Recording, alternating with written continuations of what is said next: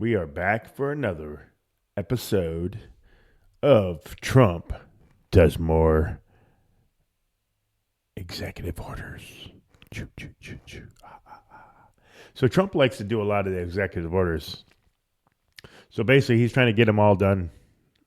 Well, all. Do them at the beginning of his term, so that way the House and Senate can do their voting and to pass those into law. So we're going to get right into them right away, and here we go. Sir. So we're going to undo that.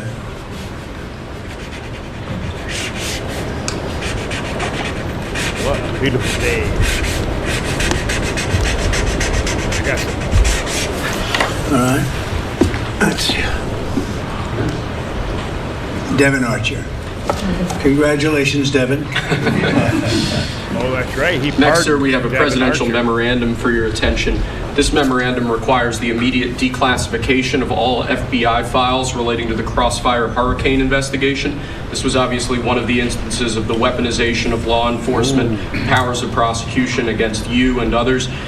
We believe that it's long past time for the American people to have a full and complete understanding of what exactly is in those files.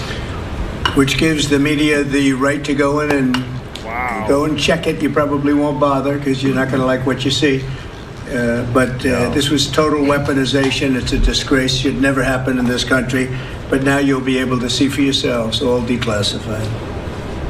Is that correct? Would you say? All declassified? Go check that out. Yes, sir. Everything? The FBI file with there's a classified annex, but other than that, this will put everything in the public eye. He's releasing everything, guys. Everything. Is anybody going to look? What about you? You going to look? They ain't going to want to look because... And frankly, the FBI should be ashamed of themselves, and so should the Department of Justice, and so should Biden. Okay? Next, sir, we have an executive order for your attention. We've taken action against a number of law firms that have participated either in the weaponization of government, the weaponization of the legal system for political ends, or have otherwise engaged in illegal or inappropriate activities. The law firm of Jenner and Block is one of these law firms. This is a law firm that, as you know, employed Andrew Weissman after he came off of the Mueller investigation. It's a law firm that's engaged in invidious, racially and sexually discriminatory practices. It's also a law firm that has participated in the weaponization of the legal system against American principles and values. And we believe that the measures in this executive order will help correct that. And Andrew Weissman is the main culprit? He's certainly... With respect to this firm? He is one of a number of reasons that we believe this executive order is warranted. He's a bad guy. He's a bad dude. As he's saying he's a bad dude and he's signing, I got some awesome breaking news. Well, a lot of breaking news. The Trump administration is set to freeze $120 million in grant funding for Planned Parenthood. $120 million for grant funding for Planned Parenthood. One other one here before we let you go here. CDC cancels $11 billion in COVID funding allocated for the state health departments. All right, so I got like 3 or 4 more. I'll go ahead and through them, but this is huge. This is huge. Man. I got more breaking news, guys.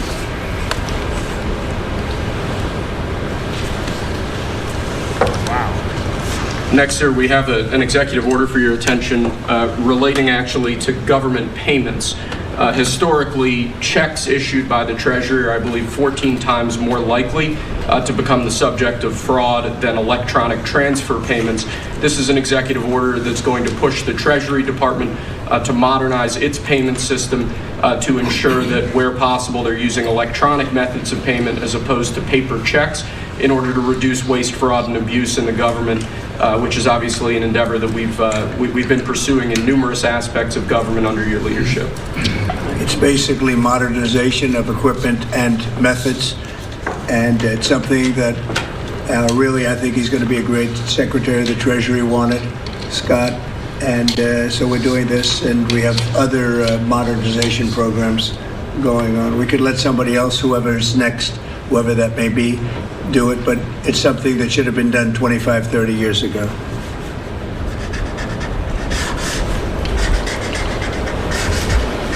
That's awesome. Okay.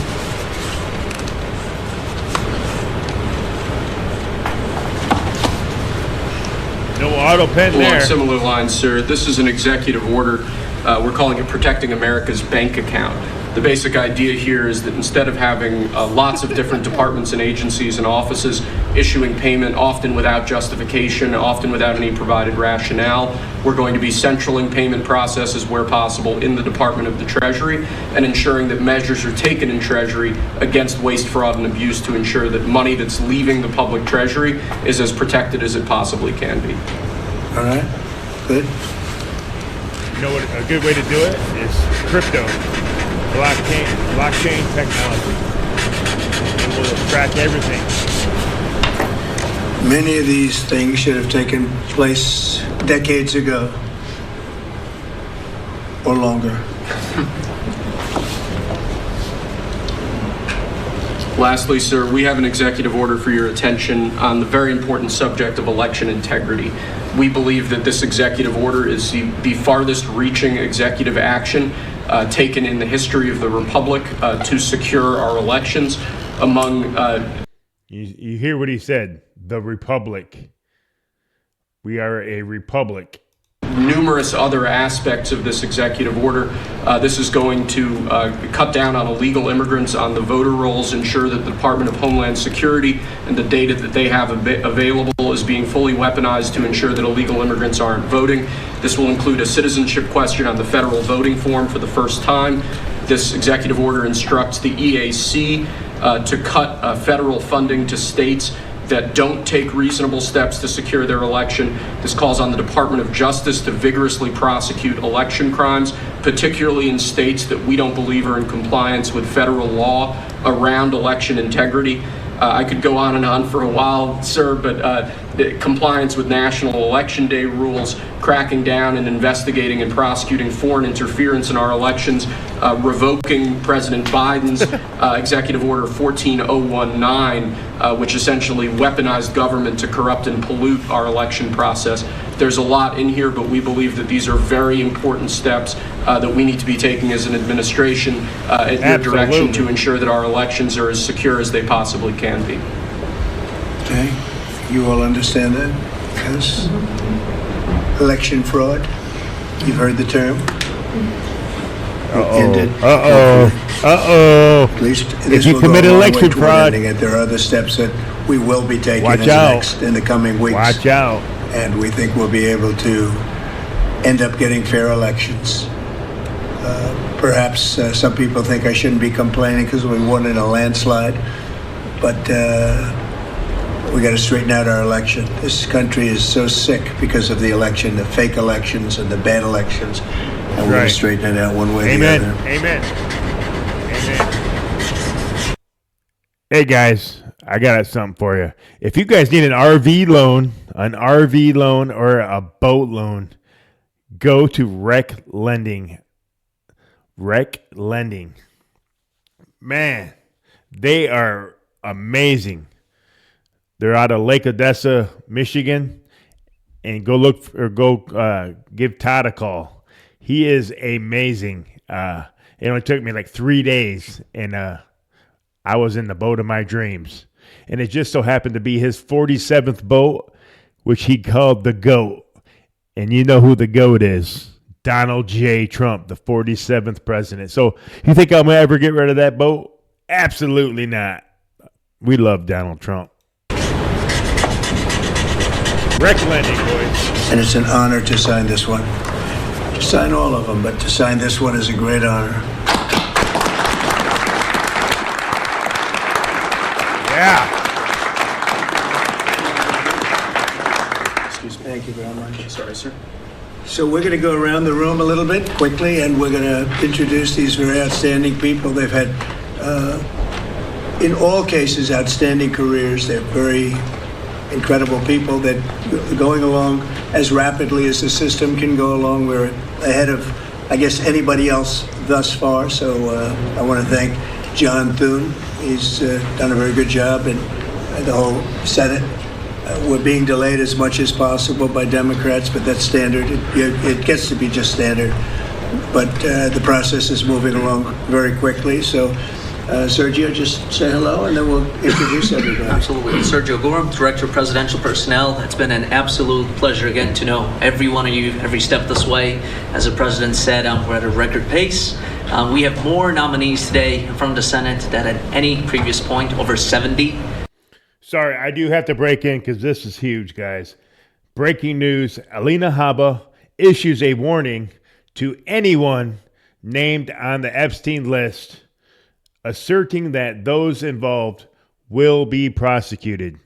I say it one more time, breaking news right here. You guys heard it first right here. Alina Habba issues a warning to anybody named on the Epstein list, asserting that those involved will be prosecuted.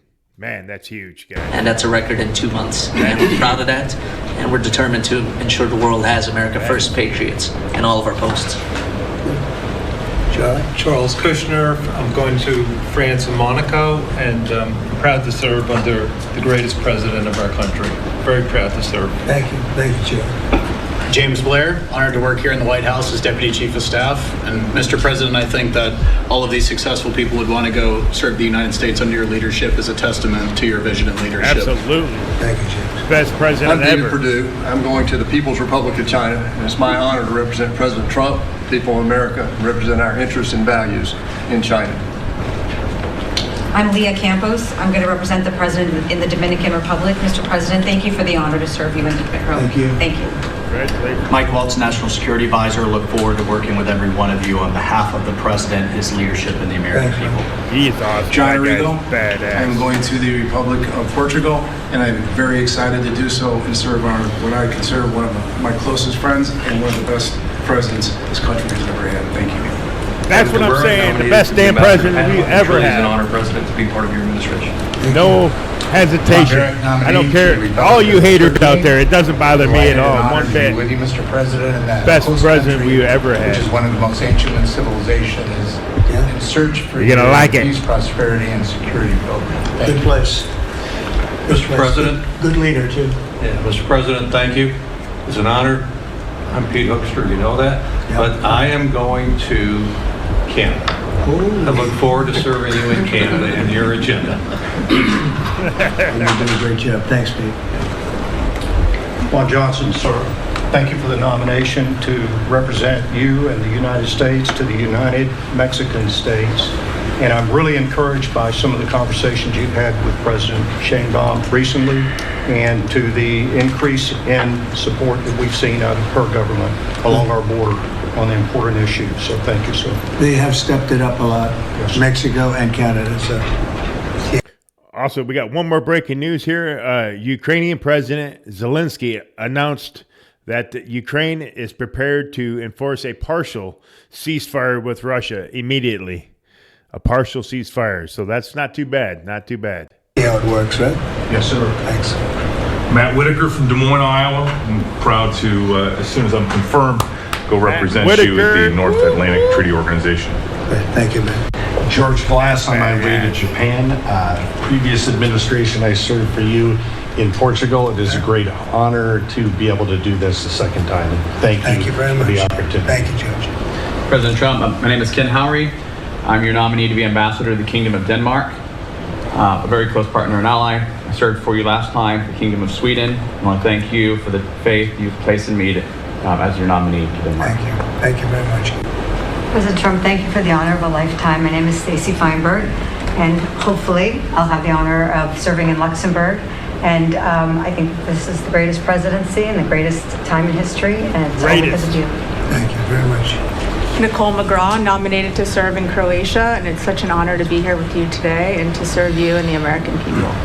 Absolutely.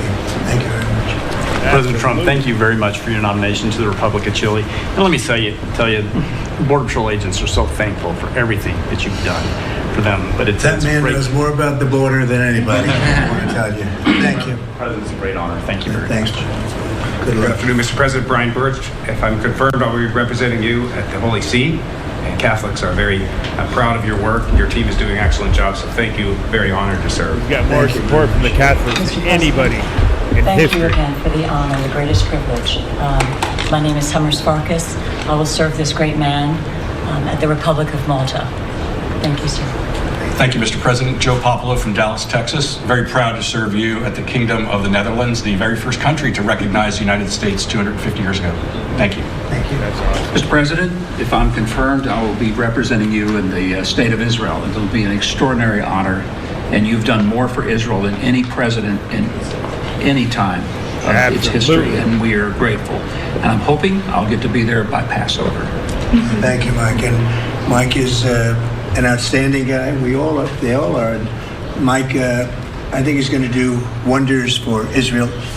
He actually probably gets along with both sides, and that'll be interesting to see. But the world is watching you, Mike, so good luck.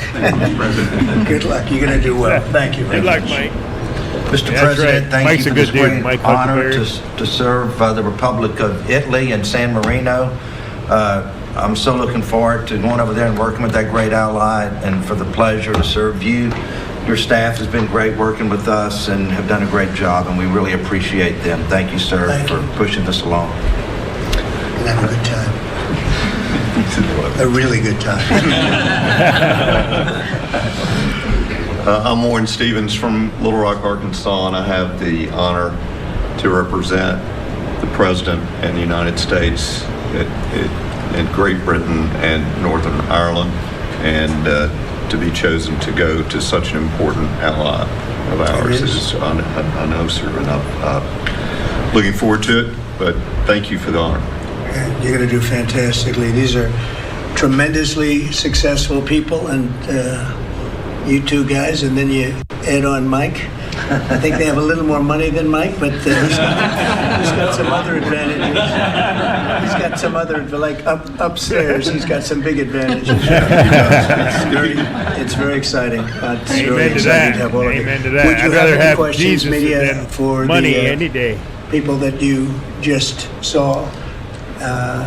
So outstanding, and I thought it would be nice to bring them before you. And so if you have any questions, please. I wanted to ask about the talks in Saudi Arabia.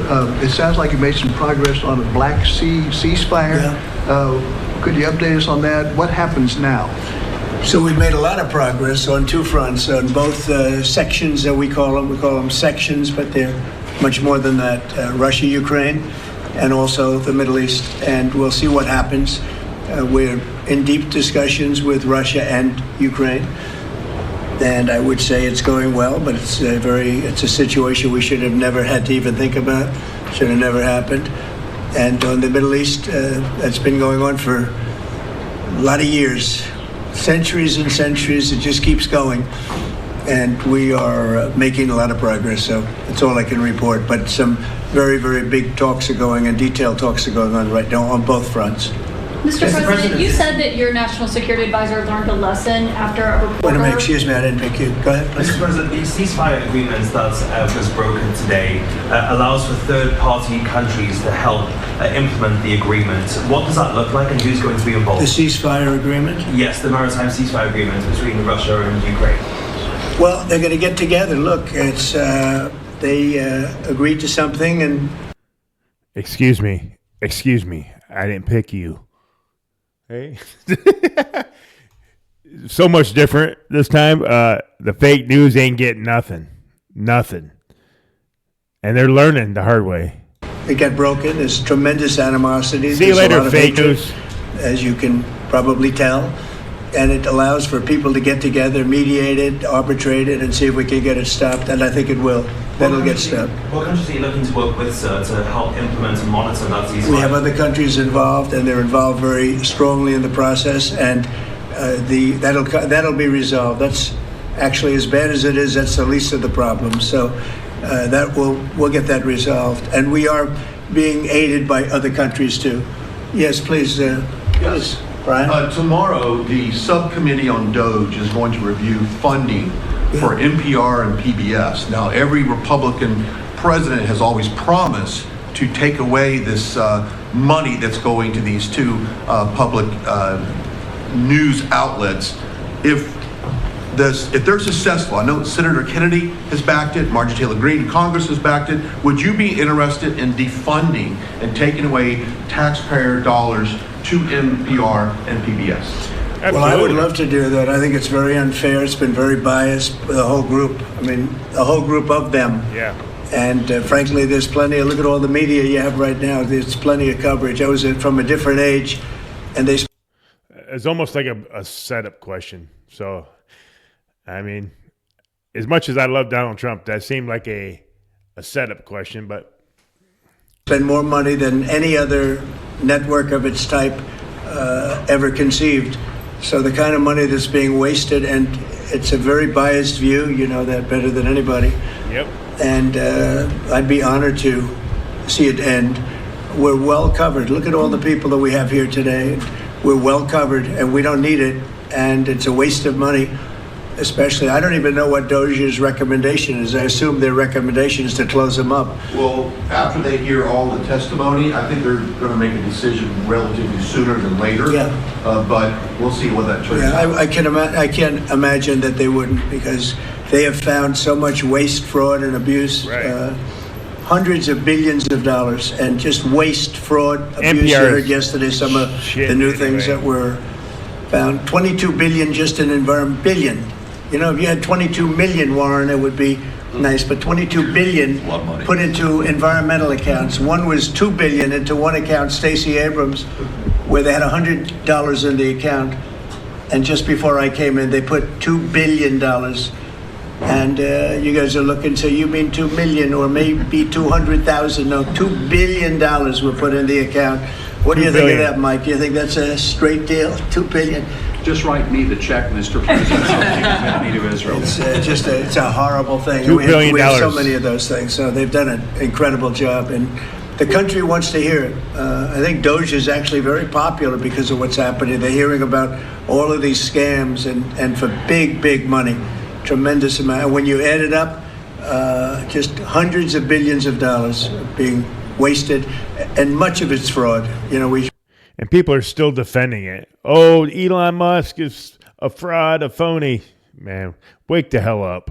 We talk about waste, and it is waste and abuse, but a lot of it's fraud too. Follow up on something? Yeah, go ahead, Brian. I just want to follow up on that. If Planned Parenthood is defunded, would you look into the harvesting of baby organs that they've done throughout the years, and maybe go after some criminal prosecution on that? Well, absolutely. Those sick bastards making money off baby body parts and shit like that. You guys are disgusting. Any of you Democrats that frickin' vote for that shit, shame on you. Talking about a subject that is a heated subject, and we'll look into it. We're going to look into everything, but that's certainly a subject that's been debated for a long time, and we will look into it. Yeah. Mr. President, some senators have expressed hope that the White House will support a rescission package to codify some of the Doge cuts into law. Where does the White House stand on that? And are you making progress? Which package? A rescission package to codify some of the Doge cuts into law. You know what? It would be great. I think we're going to do that. I think they're going to do it. I think we're also going to be codifying a lot of the executive orders that we've done, which have been very popular. And we're looking at one, I will tell you right now, that I think perhaps will be controversial, but not with the people, and that's sanctuary cities. We're going to end sanctuary cities for some of these jurisdictions that aren't cooperating with law enforcement.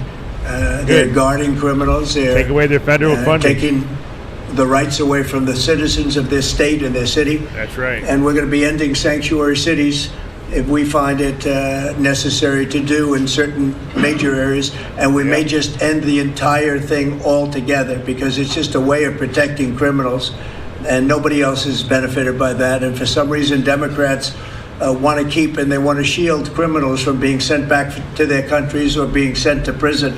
And in the meantime, the crime rate has gone through the roof. Under Biden, it was through the roof. It's starting to come down, but we're taking a lot of people out of here. So we may be presenting you very shortly with a executive order ending sanctuary cities. Good. Mr. President, are you going to change any of the practices that your national security officials used after a reporter was inadvertently added to a group chat about attacks on Yemen? I didn't call on you. Well, I think it's a question I've been asked now, and I've given a few answers, and they've all been the same. We have an amazing group. Our national security now is stronger than it's ever been.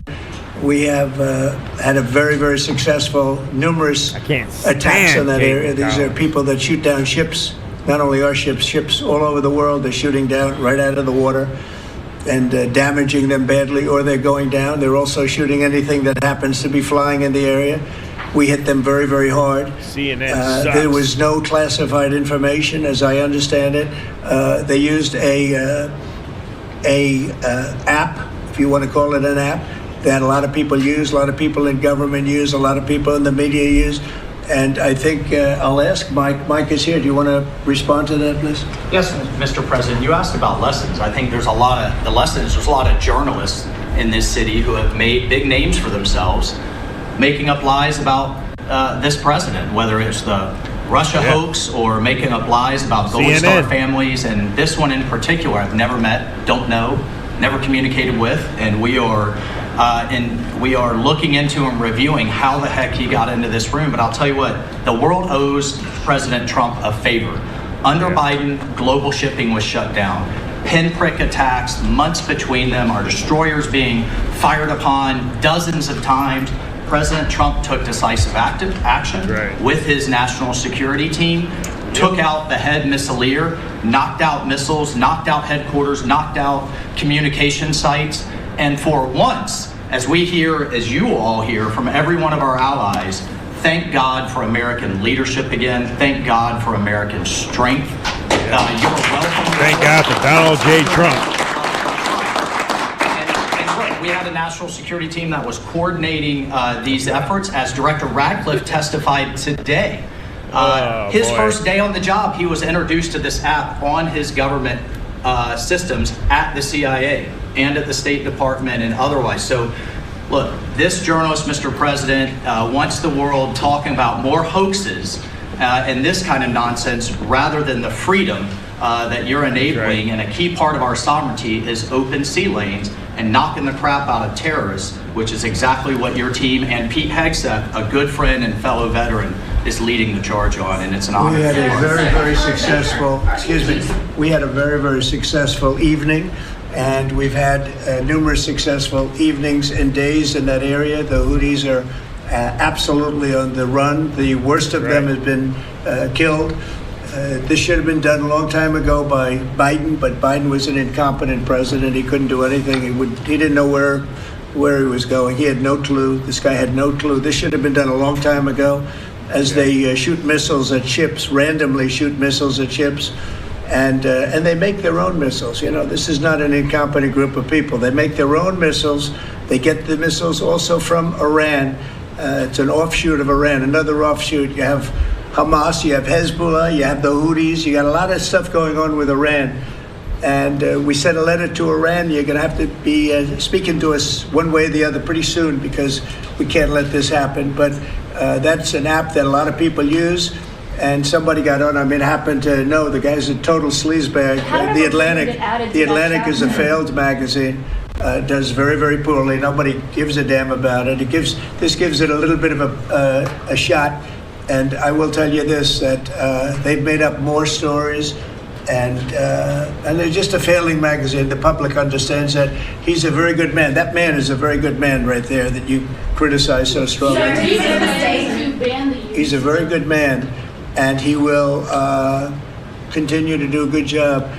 In addition to him, we had very good people in that meeting, and those people have done a very, very effective job, and you're going to see it. And it goes on, by the way. It's going to go on. And I think the Houthis wish that it didn't happen, but that's what it's all about. We have to create a safe country, a safe world, and that's what we're doing. Do you worry that national... All right, guys, we're going to leave it right there. Donald J.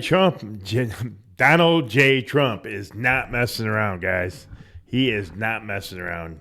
I just love that guy, man.